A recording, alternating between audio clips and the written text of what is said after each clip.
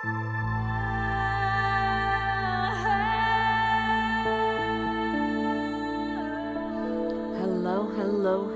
and welcome to Rainbows Rising, where we ascend together. I'm your host, Rainbow Raaja, and as you know, this month is all about mothers. It's all about mothers, and it's all about these mother wounds. It's a little bit about forgiveness, and about recognizing all that our mothers have given us. Specifically, the chance to live life. It's kind of an incredible thing that there are humans powerful enough to actually create life. Now, I'm sure there's quite a few listeners who have looked into the divine feminine, who are well aware of working with the power of the moon and manifestation and working with that goddess energy. But for those of you out there that haven't had a lot of time to connect with your feminine side, whether you are man or woman or both, totally up to you guys. It's important to recognize the power of the feminine, the power of the mother. We all have a little bit of mother in us. When we find a little bird that's been abandoned or lost, a kitten. Maybe you saw a kitten. Maybe you've had to take it home and clean it up. Maybe it wasn't a kitten. Maybe it was a motorcycle for those guys out there. Taking care of that motorcycle, shining it, making sure to change out its whatevers. Those are all moments that we have a little something that relies on us for mothering. I'm sure there are mothers listening, maybe even children. And it's important to remember that the people that brought us here, those mothers that created us, there is a magic in being able to create life. Like true life from seemingly nothingness. The vast void within. Life manifested. So, it's important that we all, male, female, genderless, many genders, all of us recognize that mother role within ourselves. And you can heal your relationship with your mother, your wounds with your mother, through embracing your own mothering instincts. Whether that be caretaking of your home, whether that be recognizing what creations of yours are your babies and how to mother them and nurture them to the best of your abilities. And also, how to mother yourself. To see yourself with the same eyes your mother saw you. To recognize that adorable, almost weak and helpless side of yourself. We all are a little bit dependent on others, dependent for approval, or dependent on love, dependent for inspiration. We all turn to social media to get that interaction. But how often do you turn to yourself? How often do you turn to yourself for that cheering section? How often are you turning to yourself to comfort, to get that comfort when you are feeling down? Could you even provide that for yourself? Maybe some of you don't think you could. But if you can't provide it for yourself, how can you provide it for another? It's important to remember that we cultivate like mirrors for other people. If we can't love ourselves, how can we expect other people to love us? If you can't be that mother figure to yourself, nurturing, just non-judgmental, someone who will love you unconditionally, how can you expect anybody else to? And this isn't something, this isn't coming from me like I'm the perfect person. I'm not. I'm definitely, I work on this myself. I just think it's a captivating idea to begin to look at yourself from the same eyes as a mother would, to see yourself outside of yourself. If I were to do that for myself, this is going to start getting confusing with all myself, yourself. If I were to stand outside of myself as a mother, not even as my mother, but I am a mother, so I'm gonna stand outside myself and try and see myself with those eyes. I've got some qualities that I don't like about myself. But man alive, I am creative. And I'm a fighter. I work hard. I'm a workhorse. I'm constantly working. I do art. I do music. I'm doing this podcast. I do all kinds of things. And I have to admire that about myself. I have to admire how hard I work. And if I were a mother figure, I would recognize that. And I would also remind myself not to be so hard on myself. I'm not the prettiest, definitely not the skinniest, but you know what? I sure am a kind person. I try so hard to be a kind person. That hasn't panned so well for me. And if I were my mom, if I were a mother to me, I would remind me to never, ever sacrifice for another person.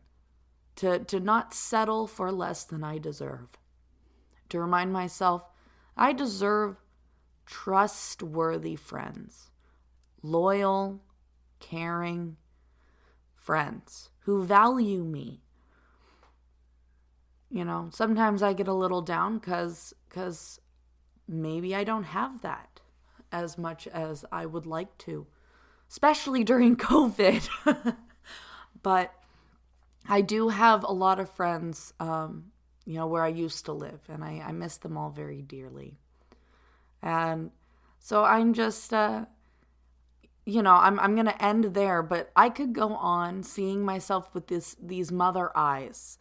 And it's really interesting how I stepped out of myself and saw me from a more vulnerable, kind of childlike place. Like I can see the naivety in myself and recognize where I'm being a little harsh on myself. And by stepping outside of myself and being that compassionate position and observing my qualities and traits from a different perspective, I'm able to be more gentle.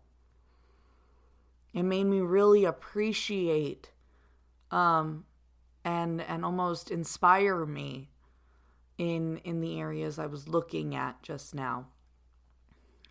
So if you guys are able to try that, and you can even talk it out the way I was, just so you know, this is something I'm literally just coming up with here on the spot for you.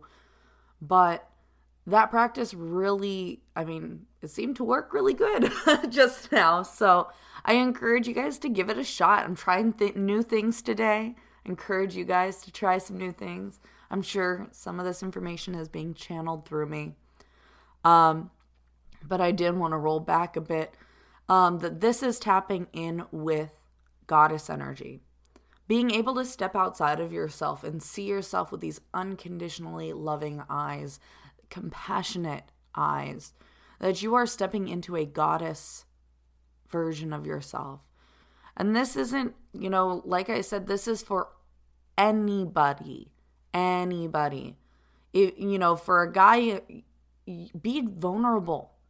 That's when you really, really can start to break down those barriers. Recognize how stern you've gotten or whatever. Be vulnerable, and be a mother figure. Nurture, encourage, discourage in some instances.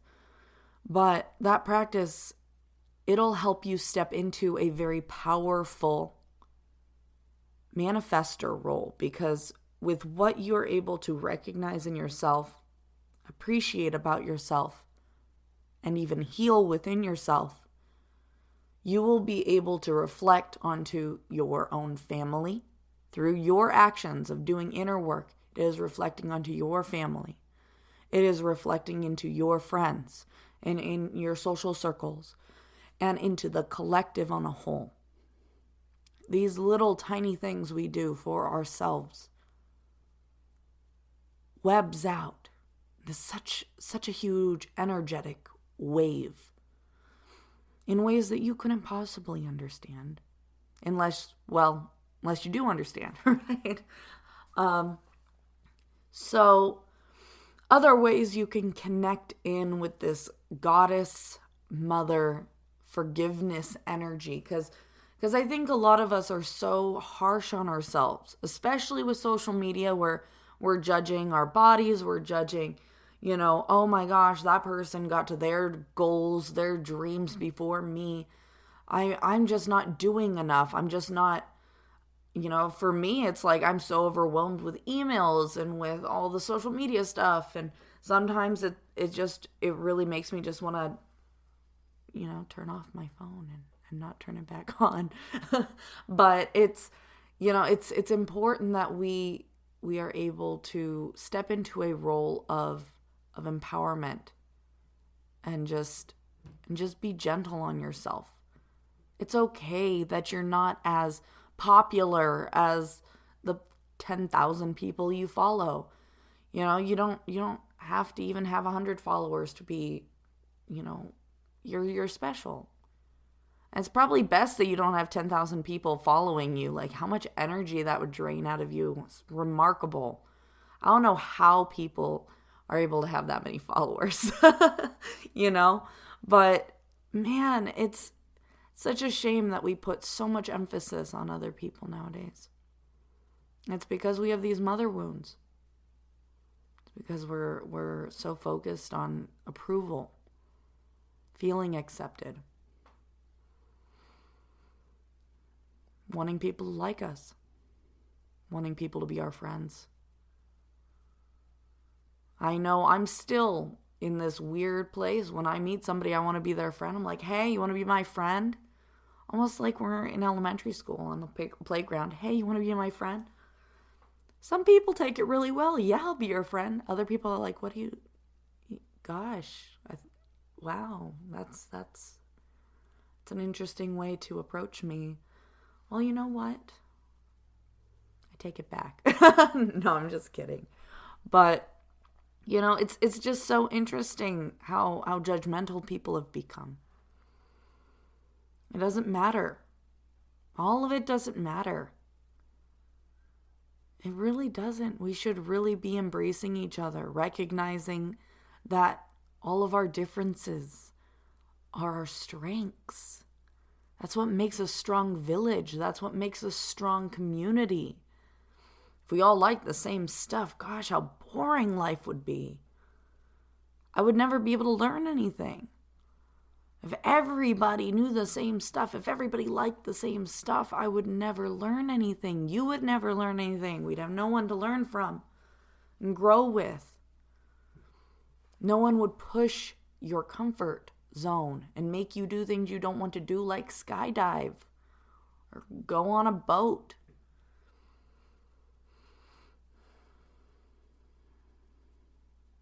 It all comes down to acceptance, self-acceptance. Drop those filters. And I'm going to practice that by pushing this episode out unfiltered. I'm not going to do any editing. I'm going to do this rant today. I'm going to hope you guys like it. I'm just going to be myself. All the laughs, all the ranting, all the awkward little things I throw in. Because I think this particular episode is important for me to forgive myself. For me to appreciate myself as I am. This podcast is for the collective. This whole podcast, Rainbows Rising, is for the collective. But if I wasn't doing it for myself, hey, this would be a waste of my time. It would be a waste of your time. This is something I'm doing to heal myself too. So I'm just going to let it roll. Laughs and all. Awkward silences and all my ums, any time that there's a weird noise in the background, it's just going to go unfiltered. Why? Because today, I'm going to unconditionally love myself, and I encourage you to do the same. I encourage you to look at all those faults, all those flaws, and to see that you are a perfect, imperfect human. And you can also be the goddess mother who sees yourself as that perfect, imperfect human. And you are the way you are meant to be. And everything is beautiful. And you have so much power. So long as you are in your power, being yourself, and not living for anyone but you. My heart is so full speaking to all of you because I mean it. I mean it so deeply. If we all could just be more ourselves, more in our power, more in our heart. We stop looking at people's outsides or the way they act and thinking that's the end all be all for who they are on the inside, who they are at their core. If we all had more compassion for each other and we saw each other from the mother eyes, right? Seeing them from this as a child in a way. Innocent, naive, making mistakes, but learning along the way. I think we would be in such a more powerful place than we are now. Forgiveness is powerful. We all need to forgive ourselves. We need to forgive others. Anyway, that's my tidbit for today. And I really appreciate you guys listening to this week's episode. I hope you all are excited because next week I'm going to have Carrie Hummingbird from Soul Nectar Podcast joining me, and we're going to be talking about Mother Earth and the Mother Wound and all the people that are working towards this new Earth, this greater, better Earth. And I am so excited for her interview. She is running one of the most well-known spiritual podcasts out there.